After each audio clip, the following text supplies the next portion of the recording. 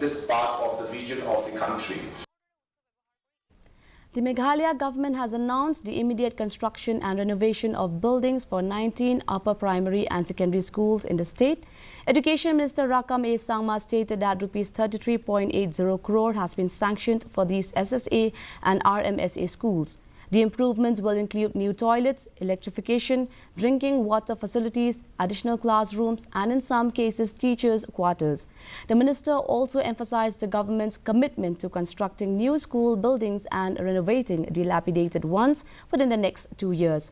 He noted that there are over 2,000 government lower primary schools which have been categorized based on their needs and requirements. The 19 number of schools will be constructed at the cost of 33.8 crores under the SSA and RMSA fund. The SSA schools and different schools we will be constructing toilet, teachers' quarter that amounts to 6.5 crore, and diet Sora will be getting a new building costing amount to 5.5 crore immediately.